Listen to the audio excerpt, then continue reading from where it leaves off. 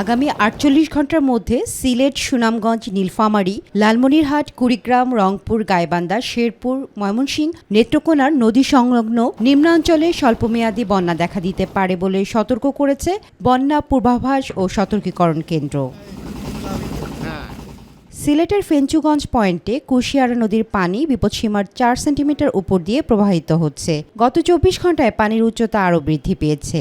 একই সঙ্গে সুরমা, কুশিয়ারা অববাহিকার নদীগুলোর পানিও বাড়ছে বলে জানিয়েছে সংস্থাটি। উজানের ঢলে আবারও বাড়ছে তিস্তা ধরলার পানি। লালমনিরহাটের ডালিয়া পয়েন্টে তিস্তা নদীর পানি বিপদসীমা অতিক্রম করায় তিস্তাপাড়ে নতুন করে বন্যার শঙ্কা দেখা দিয়েছে। অপরদিকে ধরলা নদীর পানি গত ১২ ঘন্টায় ৯৭ সেন্টিমিটার বৃদ্ধি পেয়েছে। রোববার রাতেই ডালিয়া পয়েন্টে তিস্তার পানি বিপদসীমার ৭ সেন্টিমিটার উপর দিয়ে প্রবাহিত হয়।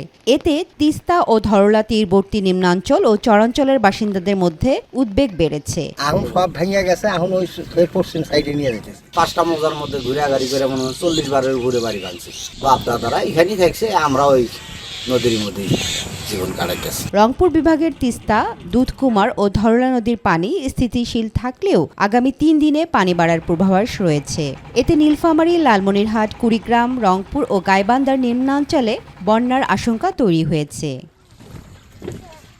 কুড়িগ্রামে দুধকুমার নদীর পানি দ্রুত বৃদ্ধি পেয়ে বিপদসীমার কাছাকাছি পৌঁছেছে। ফলে ইতিমধ্যে নদী তীরবর্তী কয়েকটি এলাকায় পানি প্রবেশ করেছে এবং ফসলি জমি তলিয়ে গেছে।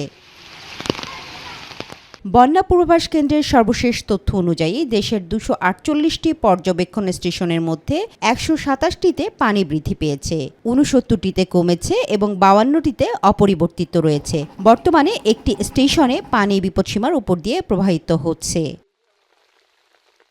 তামান্না সাদিকা, মাই টিভি।